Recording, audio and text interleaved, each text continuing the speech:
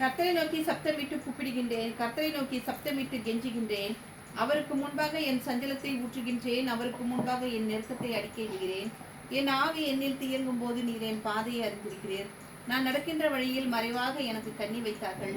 வலதுபுறமாக கண்ணோக்கி பாரும், என்னை அறிவார் ஒருவரும் இல்லை. எனக்கு அடைக்கலம் இல்லாமல் போயிற்று, என் ஆத்மாவை விசாரிப்பவர் ஒருவரும் இல்லை. கர்த்தாவே, உம்மை நோக்கி கூப்பிடுகின்றேன், நீரே என் அடைக்கலமும் ஜீவனுள்ளோர் தேசத்தில் ஏற்பாகமாக இருக்கிறீர் என்றேன். என் கூக்குரலுக்கு செவி கொடும், நான் மிகவும் தாழ்த்தப்பட்டேன். என்னை பின்தொடர்கின்றவர்களுக்கு என்னை தப்புவியும். அவர்கள் என்னிலும் பலவான்களாக இருக்கிறார்கள். உமது நாமத்தை நான் துதிக்கும்படி என் ஆத்மாவை காவலுக்கு நீங்களாக்கிவிடும். நீர் எனக்கு தயவு செய்யும் போது நீதிமான்கள் என்னை சூழ்ந்து கொள்வார்கள். முதல் பாடல் தேவன் நமது அடைக்கலம். தேவன் நமது அடைக்கலமும் பலனுமானார், ஆபத்து காலத்தில் கூட இருக்கும் துணையுமானார். தேவன் நமது அடைக்கலமும் பலனுமானார், ஆபத்து காலத்தில் கூட இருக்கும் துணையுமானார். பூமி நிலை மாறி பயப்பட மாட்டோம், நாங்கள் பயப்பட மாட்டோம். நமது அடைக்கலமும் பலனுமானார், ஆபத்து காலத்தில் கூட இருக்கும் துணையுமானார். யுத்தங்களை தடுத்து ஓய பண்ணுகிறார். அவர் ஈட்டியை முறிக்கிறார், வில்லை ஒடிக்கிறார். இயேசு ஈட்டி முறிக்கிறார், வில்லை ஒடிக்கிறார். இயேசு நமது அடைக்கலமும் பலனுமானார், ஆபத்து காலத்தில் கூட இருக்கும் துணையுமானார். நல்லவரே, நன்மைகளை நினைக்கிறேன்,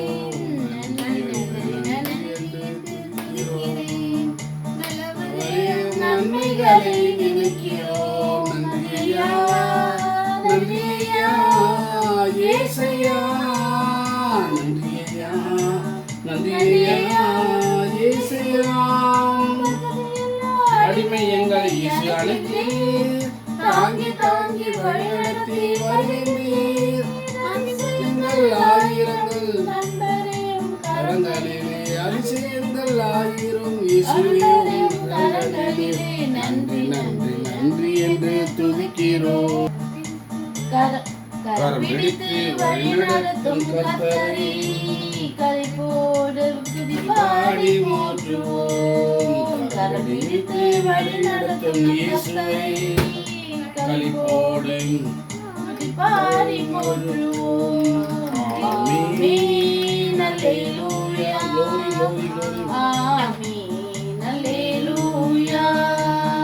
பசுமையான மேய்ச்சலுள்ள இடத்திலே இளைப்பாற செய்கின்றார் இயேசு. களைப்பாற்ற நீர் நிறைந்த அருவிக்கு கர்த்தர் என்னை அழைத்து செல்கிறார். ஆமென், அல்லேலூயா, ஆமென், அல்லேலூயா.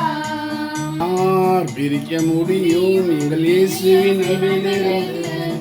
எதுதான் பிரிக்க முடியும் எங்கள் இயேசுவின் அன்பிலிருந்து? சோதனையோ நெருக்கடியோ வேதனையோ நெருக்கடியோ சோதனையோ பிரித்திடுமோ? யார் பிரிக்க முடியும் எங்கள் இயேசுவின் அன்பிலிருந்து? எதுதான் பிரிக்க முடியும் எங்கள் இயேசுவின் அன்பிலிருந்து? வியாதிகளோ நமோ அல்லையோ பிரித்திடுமோ? யார் பிரிக்க முடியும் எங்கள் இயேசுவின் அன்பிலிருந்து?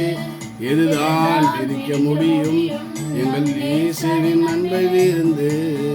அல்லேலூயா. நம் கண்களை மூடி ஜெபிக்கலாம். எங்களை நேசித்து வழிநடத்தும் பரிசுத்தமுள்ள நல்ல தகப்பனே, ஆசீர்வதிக்கப்பட்ட நல்ல அருமையான நாளுக்காக நன்றியோடு துதிக்கிறோம். அப்பா, ஸ்தோத்திரிக்கிறோம் ஆண்டவரே. 11ஆம் மாதத்தில் எங்களை கொண்டு வந்து ஆண்டவரே இந்த நாளை காணும்படியாக எங்களை கிருபை புரிந்தே வருடத்தின் துவக்கத்திலிருந்து அப்பா ஸ்தோத்திரிக்கிறோம் ஆண்டவரே. எங்களை கண்ணின் மணியை போல கரங்களை பிடித்து தகப்பனே ஒரு பிள்ளை நடத்துவது போல எங்களை தூக்கி சுமந்து சோர்ந்து போகும் பொழுதெல்லாம் எங்களை கரங்களில் ஏந்தி ஆண்டவரே எங்களை மட்டுமாக நீர் அழைத்து கொண்டு வந்ததற்கு நாங்கள் எம்மாத்திரம் எங்கள் வீரிய மாத்திரம் அப்பா ஸ்தோத்திரிக்கிறோம் ஆண்டவரே. நன்றியோடு துதிக்கிறோம். நன்றி இயேசுவே. அப்பா ஸ்தோத்திரிக்கிறோம் கர்த்தாவே. அப்பா முதலாவதாக இந்த தேசத்துக்காக ஜெபிக்கிறோம். தேசத்தை ஆளுகை செய்கிற ராஜாக்களுக்காக, குடும்பங்களுக்காக, அவருடைய வம்சங்களுக்காக, எல்லாருக்காக ஜெபிக்கிறோம். 7 எமிரேட்ஸின் கரத்தை ஜெபிக்கிறோம்.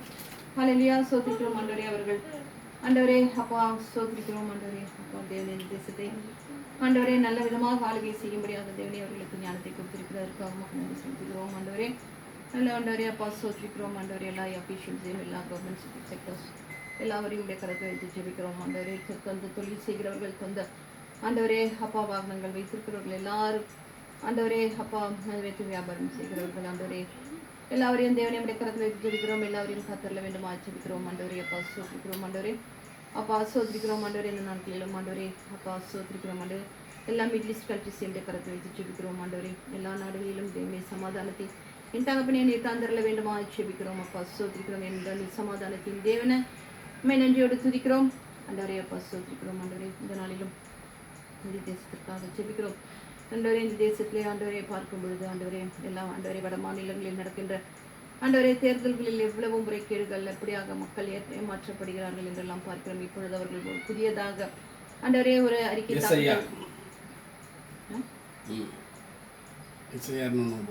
அப்பா சோத்திரிக்கிறோம் ஆண்டவரே. ஒரு புதிய அறிக்கையை அவர்கள் தாக்கல் செய்திருக்கிறார்கள் ஆண்டவரே. எஸ்ஐஆர் என்று அது எவ்வளவு ஆண்டவரே ஒரு பாடுள்ள ஒரு காரியமாக இருக்கிறது என்று சொல்லி ஆண்டவரை பார்க்கிறோம் ஆண்டவரே.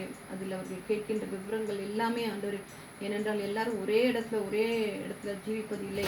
எவ்வளோ பேர் இடங்கள் மாற்றுகிறவர்களாக இருப்பார்கள். அவருடைய பூத்து மாறும், அவருடைய இருப்பிடங்கள் மாறும் ஆண்டவரே. ஆதார் கார்டில் முதலில் இருந்தது ஒரு அட்ரஸாக இருக்கும், பின்பு இருப்பது ஒரு அட்ரஸாக இருக்கும். அவங்க குடும்பத்தில் இருக்கிற ஆண்டவரே முதியவர்கள் மறித்திருப்பார்கள் ஆண்டவரே. இப்படியான காரியங்கள் ஆண்டவரே. இதை ஏன் இப்பொழுது இப்படி கொண்டு வருகிறார்கள் என்று ஆண்டவரே அறியவில்லை ஆண்டவரே. அப்போ அதனாலே ஆண்டவரே மக்கள் எல்லாம் ஆண்டவரை எழுத படிக்க தெரியாதவங்க எப்படி அதை ஃபார்ம் ஃபில்அப் பண்ணுவாங்க.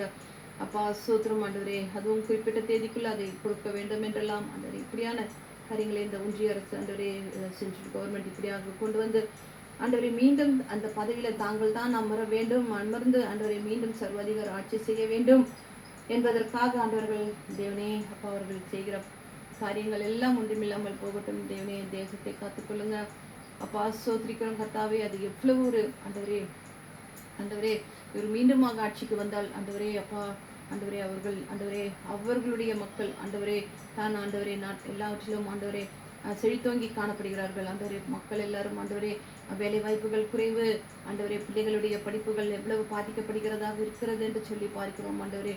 அப்பா ஒன்றுமே படிக்காம ஆண்டவரே அப்பா சோத்திரிக்கிறோம். பணத்தை வைத்தே ஆண்டவரே அப்பா டாக்டர் சீட்டெல்லாம் வாங்குறவங்கெல்லாம் இருக்காங்க. இவங்க டாக்டராகி வந்தாங்கன்னா இவங்க என்ன காரியங்களை செய்வாங்க. அதனால எவ்வளோ பேர் மக்கள் பாதிக்கப்படுவார்களே அப்பா சோதரி. ஆனாலும் ஆண்டவரே எளிமையான குடும்பத்தில் பிறந்து நன்றாக படித்து ஹை மார்க் எடுத்து ஆண்டவரே இருக்கிறவர்களுக்கு எந்த விதமான ஒரு ஆண்டவரே சீட்டும் கிடைக்காமல் ஆண்டவரே பிள்ளைகள் அவதிப்படுகிற இப்படியான காரியங்கள் ஆண்டவரே.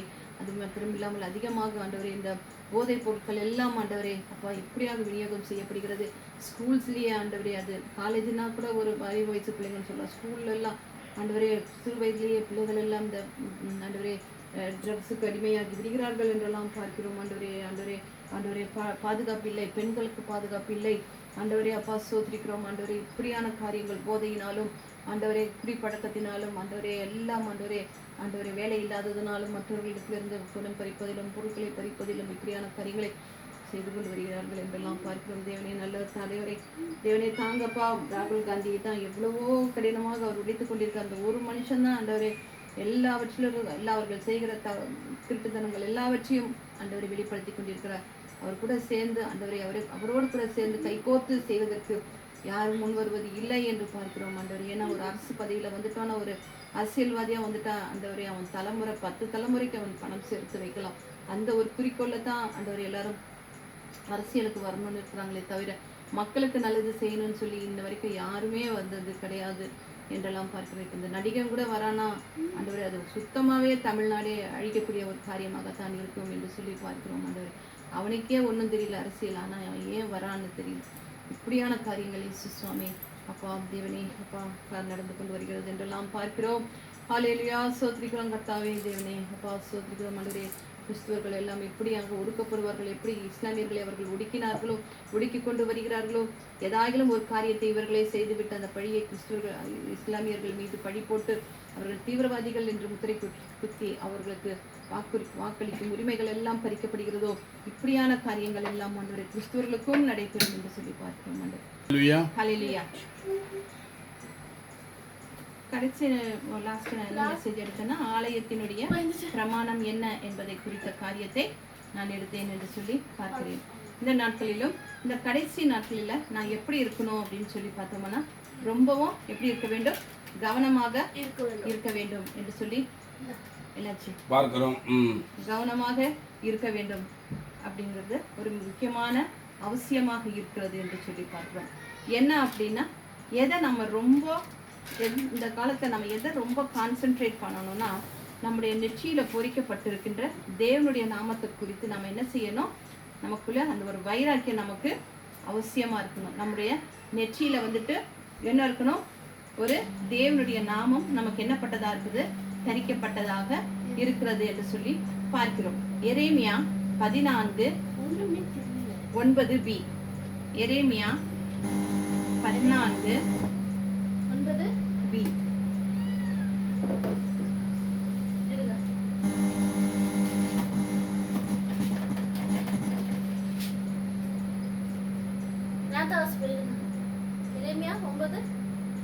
எரேமியா 14:9b.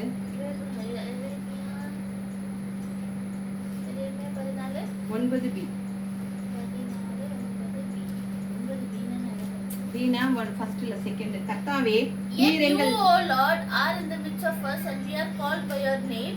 Do not leave us. கர்த்தாவே, நீர் எங்கள் நடுவில் இருக்கிறவராமே, உம்முடைய நாமம் எங்களுக்கு தரிக்கப்பட்டும் இருக்கிறதே, எங்களை விட்டு போகாது. அப்ப நம்முடைய நெற்றியில யாருடைய நாமத்தை நாம் தரித்திருக்கிறோம், தேவனுடைய நாமத்தை நாம் தரித்தவர்களாக இருக்கிறோம். அந்த பக்தி வைராக்கியம் நமக்குள்ள எப்பவுமே இருக்க வேண்டும். மற்றவர்களை பார்க்கிலும் நமக்குள்ள என்ன இருக்க வேண்டும், நம் கர்த்தருடைய பிள்ளை என்கின்ற அந்த ஒரு வைராக்கியம் என்ன செய்ய வேண்டும், நமக்குள்ள காணப்பட வேண்டும் என்று சொல்லி நம்ம பார்க்கணும். ஏன்னா இந்த கடைசி நாட்கள்ல 2 பேர் நமக்கு முத்திரை குத்துறதற்கு காத்திருக்கிறாங்க. யாரு யாரு? இந்த நாட்களில 2 பேர் நமக்கு முத்திரை குத்துவதற்கு அவர்கள் என்ன இருக்கிறார்கள், காத்திருக்கிறார். ஒருவர் யாரா இருக்கிறார், கர்த்தராக இருக்கிறார். மற்றொருவர் யாராக இருக்கிறார் என்று சொல்லி பார்த்தோம்னா அந்தி கிறிஸ்துவாக இருக்கிறார்கள். ரெவல்யூஷன், வெளிப்படுத்தின விசேஷம் 13:15 17.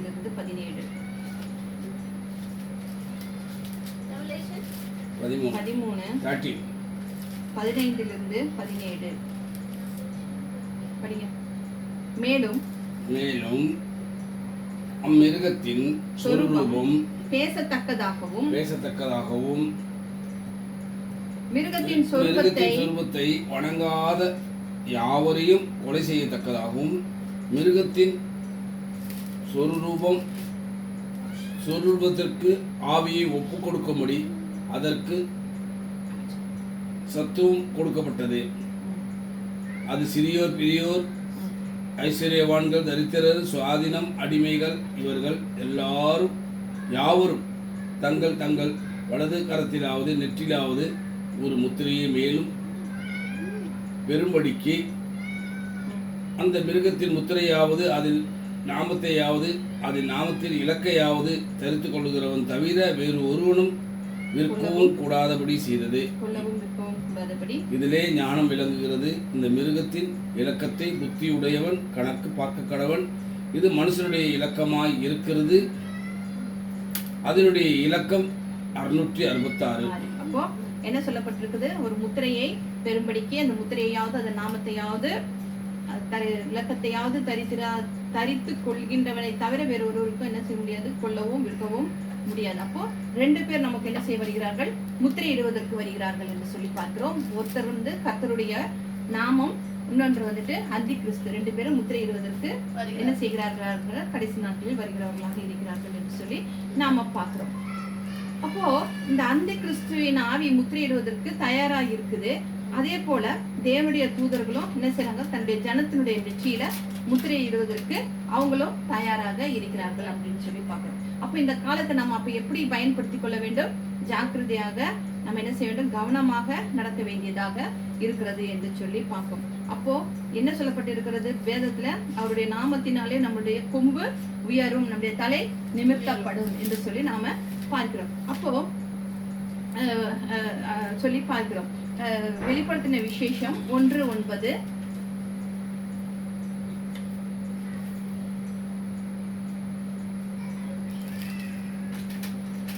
சீக்கிரத்தில் சம்பவிக்க வேண்டியவைகளை தம்முடைய ஊழியக்காரருக்கு காண்பிக்கும் பொருட்டு தேவன் இயேசு கிறிஸ்துவுக்கு ஒப்புவித்ததும் இவர் தம்முடைய தூதனை அனுப்பி தன்னுடைய ஊழியக்காரனாகிய யோவானுக்கு வெளிப்படுத்தியதுமான விசேஷம் என்று சொல்லி நம்ம பார்க்கலாம். அது நல்லா இது பண்ணி படிச்சு பார்ப்போம். சீக்கிரத்தில் சம்பவிக்க வேண்டியவைகளை தம்முடைய ஊழியக்காரருக்கு காண்பிக்கும் பொருட்டு தேவன் இயேசு கிறிஸ்துவுக்கு ஒப்புவித்ததும் அவர் தம்முடைய தூதனை அனுப்பி தன்னுடைய ஊழியக்காரனாகிய யோவானுக்கு வெளிப்படுத்துதலுமான விசேஷம் என்று சொல்லி நம்ம பார்க்கலாம். அப்ப யோவான் எழுதின வெளிப்படுத்தின விசேஷம் யார் எழுதியது? யோவான் எழுதினது என்று சொல்லி நம்ம பார்க்கிறோம். அப்போ யோவான் யாரு அப்படின்னு சொல்லி பார்த்தோம்னா இயேசு கிறிஸ்துனுடைய மார்பில் சாய்ந்திருக்கிற சீஷன் என்று சொல்லி நாம பார்க்கிறோம். அப்புறம் இயேசுவாலேயே இயேசு கிறிஸ்துடனே நடந்த ஒரு சீஷன் அப்படின்னு சொல்லி பார்க்கிறோம். அப்ப இயேசு கிறிஸ்துடைய வசனங்களை எல்லாம் என்ன செய்தாரு? அருகிலேயே இருந்து பார்த்து கேட்டு உணர்ந்து கொண்ட ஒரு சீஷனாக இருந்தாரு.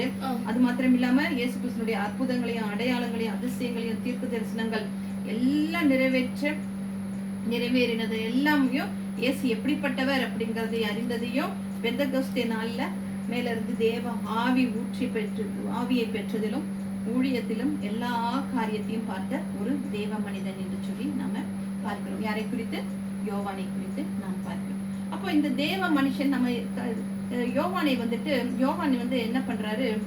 ரோமபுரியில கிறிஸ்துவை குறித்து அறிவிக்கிறார். அறிவிக்கும் போது அந்த ரோம ராஜ்யத்தினுடைய ராஜா என்ன பண்றான்?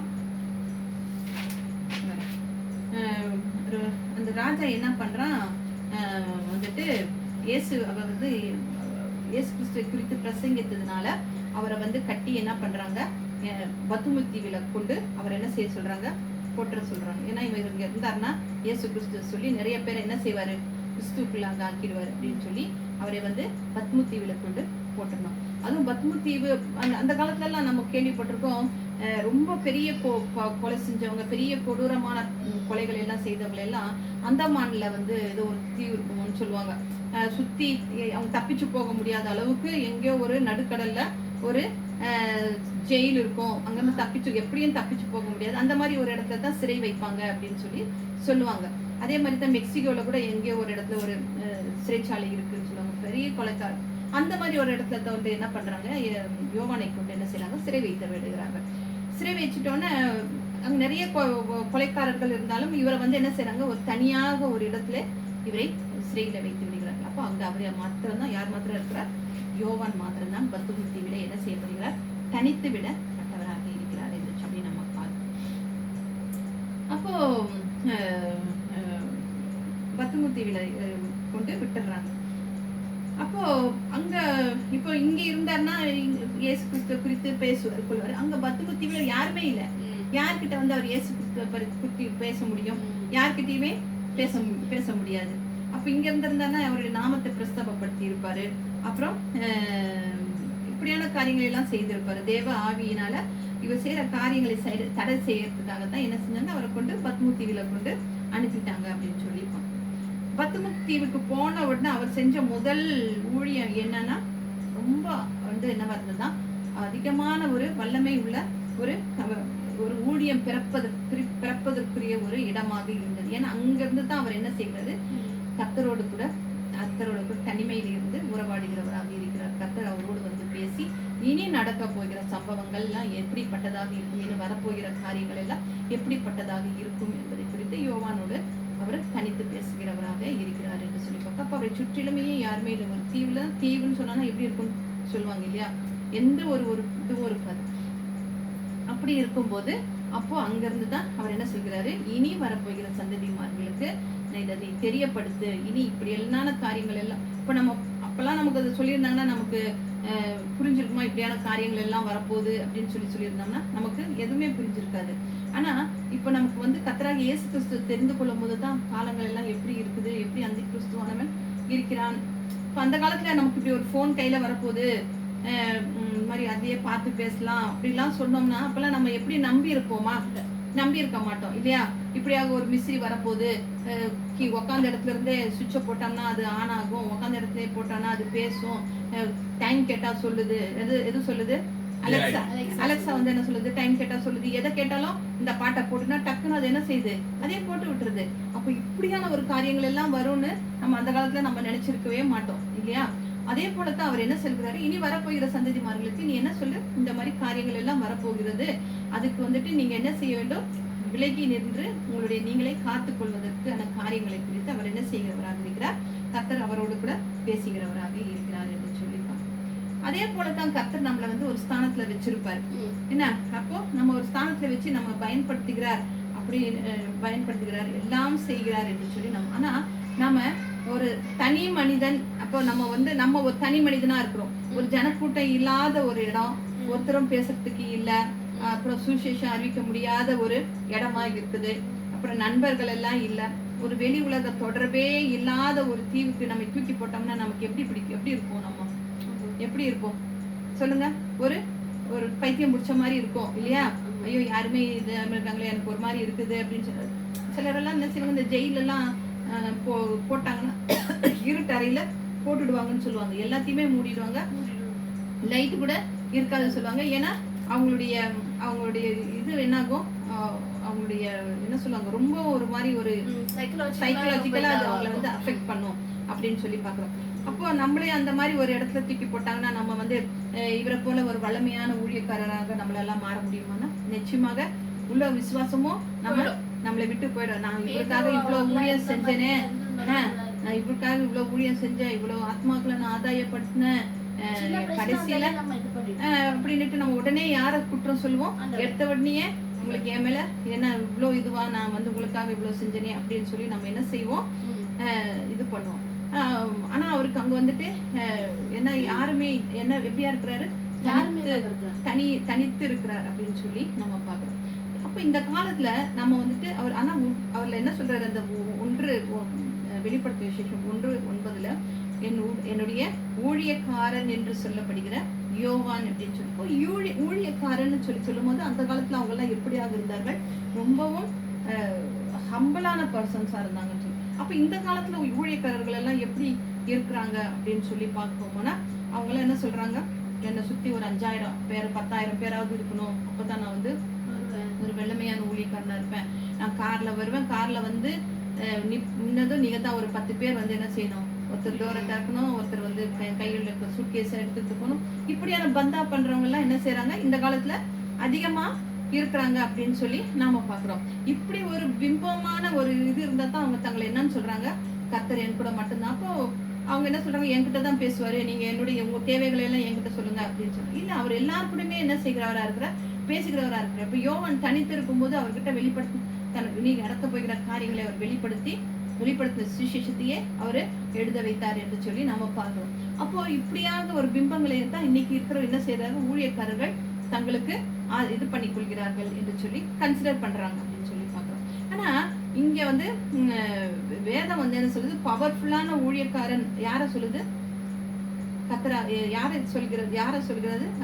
யாருமே இல்லாத ஒரு இடத்துல தனியா இருக்கிற ஒரு ஆள் என்ன செய்யறாரு? உட்கார்ந்துகிட்டு அவருக்காக நான் எங்கிருந்து நான் வந்து அந்த இடத்துல இருந்து நான் என்ன செய்ய போறேன்? ஊழியம் செய்ய போறேன் அப்படின்னு சொல்லி அவரு சொல்கிறதை பார்க்கிறோம். கர்த்தரோட பேசி கர்த்தர் சொல்கிறதை அவர் ஒரு புஸ்தகமாக எழுதி காண்பிக்கிறார். அதுதான் வேதத்திலேயே எப்படிப்பட்டதாக இருக்கிறது, கடைசியிலே நடக்க போகிற தீர்க்க தரிசனங்களில அற்புதமான புஸ்தகம் என்று சொல்லி பார்க்கிறோம்.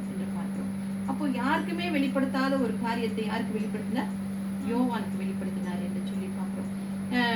ஏன்னா இப்போ நம்ம வந்து ஒரு ஆட்களோட இருந்தோம்னா என்ன சரி, ஒரு ஆட்களோட இருந்தாலோ இல்ல ஒரு பணத்தோட இருந்தாலோ இல்ல ஆஸ்தியோட இருந்தாலோ நம்ம வந்து இருந்தாலும் சரி, இந்த பத்மோ அப்படிங்கிற தீவு எப்பவுமே நம்ம எப்படிப்பட்ட நிலைமையில இருந்தாலும் சரி, நம்ம கிட்ட பணம் இருக்கா, நம்ம கூட யாராச்சும் இருக்காங்களா, கொள்றாங்களா, எதுவா இருந்தாலும் நமக்குள்ள எது ஒண்ணு இருக்கணும், பத்மு அப்படிங்கிற தீவுல தான் நான் இருக்கேன் அப்படிங்கிற ஒரு உணர்வு நமக்குள்ள என்ன செய்ய வேண்டும், வர வேண்டும் என்று சொல்லி பார்க்கிறோம். இந்த பத்மு தீவில ஒரே ஒருத்தர் தான் கர்த்தரை வந்து யாரை வந்து சந்திக்க வந்தாரு, தேவனை யோவானை சந்திப்பதற்கு வந்தவர் கர்த்தராகிய இயேசு கிறிஸ்து என்று சொல்லி பார்க்கிறோம். இது யோவானுக்கு மட்டும்தான் நடக்குமானா இல்ல, எல்லாருக்குமே நமக்கும் அது நடக்குது. ஏனென்றால் நம்மளும் வந்துட்டு நம்முடைய இருதயத்தை பத்மு தீவை போல அவருக்கு மாத்திரம்தான் என்னுடைய இருதயம் அப்படின்னு நம்ம ஆயத்தப்படுத்தணும்னா என்ன ஆகும், அவரை பத்மு தீவை அவரும் நம்மோடு கூட வந்து பேசுகிறவராக இருப்பார், காரியங்களை வெளிப்படுத்துகிறவராக இருப்பார் என்று சொல்லி பார்ப்போம். அப்போ ஆவியானவர் சொல்றாரு, இந்த கடைசி நாட்களில என்ன உண்மையா நேசிக்கிற இல்ல வாஞ்சிக்கிற பல பத்மு தீவுல இருதயம் இன்னைக்கும் நிறைய பேர் இருக்காங்க.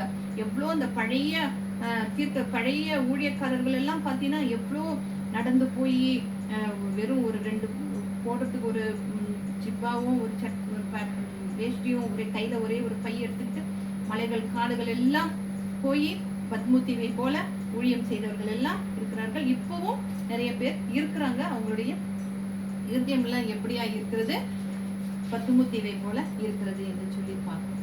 அப்போ யோவானுக்கு பத்மு தீவுல என்ன செய்ய முடியும், அப்போ அங்க அவருக்கு யாராச்சும் ட்ரெஸ் எடுத்து வந்து கொடுப்பாங்களா, இல்ல சாப்பாடு எடுத்து வந்து கொடுப்பாங்களா, ஏன்னா யாராவது அவர் கூட டைம் ஸ்பெண்ட் பண்றதுக்கு வருவாங்களா அப்படின்னு பார்த்தோம்னா ஒருத்தருமே வரமாட்டாங்க. அவரும் எதிர்பார்த்திருக்க மாட்டாரு இல்லையா. இப்ப நம்மளே ஏதாவது ஒரு இடத்துக்கு போனோம்னா என்ன செய்வோம், ஒரு மத்தவங்க கிட்ட இருந்து ஒரு ஏதாவது ஒரு காரியத்தை எதிர்பார்த்துருவோம். ஆனா அவர் அங்க போயிட்டு எதையுமே எதிர்பார்க்கல. எனக்கு இது வேணும் அது வேணும், நான் இப்படியா இருக்கேன், தனிமையில இருக்கேன், எனக்கு சிறைச்சாலையில எனக்கு இந்த வசதிகளா இல்ல அந்த வசதிகளா, எந்த ஒரு முறுமுறுப்பும் இல்லாம அவரு இருந்தாரு என்று சொல்லி பார்க்கிறோம். அவருடைய சந்தோஷம், அரவணைப்பு, ஆகாரம், அன்றாட தேவை இவை எல்லாவற்றையும் சந்திக்கக்கூடிய ஒரே நபர் பத்மு தீவில யாராக இருந்தார், கர்த்தராகிய இயேசு கிறிஸ்துவாக இருந்தார் என்று சொல்லி பார்த்தோம். அதே போலதான் நம்முடைய இருதயமும் என்ன செய்ய வேண்டும், இருக்க வேண்டும் என்று சொல்லி நாம பார்க்கிறோம். இது வரைக்கும் யோவான் வந்துட்டு தன்னுடைய வாழ்க்கையில கேட்கிறாத இல்ல பார்த்திராத அற்புதமான காரியங்களை எங்கு பார்த்தார் அப்படின்னு சொல்லி கேட்டார் அப்படின்னு சொல்லி பார்த்தோம்னா பத்மு தீவில தான் இதையெல்லாம் பார்த்தார் என்று சொல்லி பார்க்கிறோம். ஆண்டவர் அந்த இருதயத்தை இந்த நாளில நமக்கு தரணும் அப்படின்னு சொல்லி நம்ம என்ன செய்ய வேண்டும், கர்த்தரிடத்தை நாம கேட்க வேண்டும். ஆண்டவரே, இந்த உலகத்துல நான் வாழ்ந்தாலும் என்ன செய்யணும், இந்த உலகத்துக்குரியவனாக நாம இருக்க கூடாது. என்னை சுற்றில ஒரு 1000 பேர் இருந்தா கூட நான் என்ன செய்ய வேண்டும், நீங்க இருக்கிற மாதிரி ஒரு சந்தோஷம் இருக்கக்கூடாது. நீங்க இருக்கிற மாதிரி சந்தோஷம் இந்த 1000 பேர்கிட்ட எனக்கு இருக்கக்கூடாது. இந்த உலகத்துல எவ்வளவு சந்தோஷம் இருந்தாலும் நீங்க வந்து எனக்கு என்ன செய்ய வேண்டும், சந்தோஷம் கொடுத்தா தான் எனக்கு இந்த சந்தோஷம் உண்மையான சந்தோஷமாக இருக்கும் அப்படின்னு சொல்லி நாம என்ன செய்ய வேண்டும், அது யோவானை போல நம்முடைய இருதயமும் யாருக்கு என்று இருக்க வேண்டும், கர்த்தராகிய இயேசு கிறிஸ்துவுக்கு என்று இருக்க வேண்டும் என்று சொல்லி நாம பார்க்கிறோம். நம்முடைய இருதயம் என்ன செய்கிறது, மாறிக்கிட்டே வருது. பணம் வந்தா ஒரு மாதிரி மாறுது, அப்புறம் நண்பர்கள் எல்லாம் வரும்போது ஒரு மாதிரி மாறுகிறதாக இருக்கிறது. அப்போ எல்லாமே மாறுது. ஏதாவது வரும்போது ஒரு சந்தோஷம் மாறுது, அப்புறம் வந்துட்டு அந்த சந்தோஷம் கூடுகிறதாக இருக்கிறது, குறைகிறதாக இருக்கிறது, இப்படியாக இருக்கிறது. ஆனா யோவான்ல அவருக்கு இருந்து அங்க ஒரே ஒரு சந்தோஷம் யாராக இருக்கிறார், கர்த்தராகிய இயேசு கிறிஸ்துவாக இருக்கிறார் என்று சொல்லி பார்க்கிறோம். பத்மு தீவிலே நிறைவானவர் இருந்தார் என்று சொல்லி நாம பார்க்கிறோம். அப்போ அவரு தன்னுடைய இருதயத்தை வெறுமையாக வைத்திருந்ததுனால தான் அவரால் என்ன செய்ய முடிந்தது, கர்த்தரோடு கூட அவரால் சந்தோஷமாக இருக்க முடிந்தது. அது போல நம்முடைய இருதயமும் எப்படியாக இருக்க வேண்டும், ஒரு வெறுமையை உணர வேண்டும். என் இருதயம் காலியா இருக்கணும். என் இருதயத்துக்குள்ள கண்டதையும் நம்ம என்ன செய்ய போடக்கூடாது, இருக்கிற எல்லா விதமான கோபம், பொறாமை, எரிச்சல், எல்லாத்தையும் கசப்பு எல்லாத்தையும் வச்சுக்கிட்டு அந்த இடத்துல வந்து அவரையும் வச்சுக்கணும்னா எப்படி முடியுமா, முடியாது. அப்போ இதை எல்லாத்தையும் நம்ம என்ன செய்யணும், வெளியாக்கி விட்டு நம்முடைய இருதயத்தை வெறுமையாக்க வேண்டும் என்று சொல்லி நாம பார்க்கிறோம். இது வந்து மனுஷர்களுக்கு ரொம்பவும் ஒரு சிரமமான ஒரு காரியம் என்று சொல்லி நம்ம பார்க்கிறோம். ஒரு கொஞ்ச நேரம் நமக்கு ஏதாவது ஒண்ணு நடந்துட்டாலே நம்ம மனசுக்குள்ள பலவிதமான எண்ணங்கள் எல்லாம் என்ன செய்யும், ஓட ஆரம்பிச்சிடும். 5 நிமிஷத்துக்குள்ளேயே நமக்குள்ள நிறைய காரியங்கள் எல்லாம் என்ன செய்கிறதாக இருக்கிறது, ஓடுகிறதாக இருக்கிறோம். அப்போ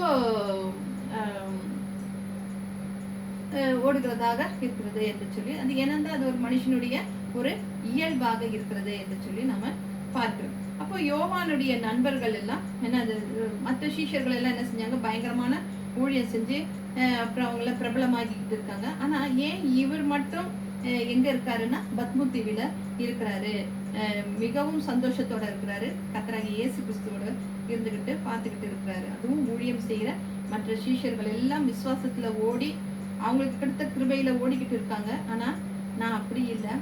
அவர் வந்துட்டு என்ன சொல்றாரு, மத்த சீஷர்கள் எல்லாம் என்ன செய்யறாங்க, விசுவாசத்துல அவர் கொடுத்த கிருபையில என்ன செய்யறாங்க, ஓடி நிறைய காரியங்கள் எல்லாம் செய்யறாங்க. ஆனா யோவானுக்கு மட்டும் என்ன செய்யறது, பரலோகத்துக்கு போகாமலேயே என்ன செய்யறாரு, ஏறிவான்னு சொல்லி ஒரு சத்தம் என்ன செய்கிறதாக இருக்கிறது, அவருக்கு கேட்கிறதாக இருக்கிறது. ஒரு உள்ளான அனுபவத்துக்குள்ள போய் தேவன் என்ன செய்கிறாரு, கொண்டுட்டு போய் காரியங்களை எல்லாம் அவருக்கு காண்பிக்கிறார் என்று சொல்லி நாம பார்க்கிறோம். வெளிப்படுத்தின விசேஷத்துக்குள்ள யாரும் எடுத்துட்டு போய்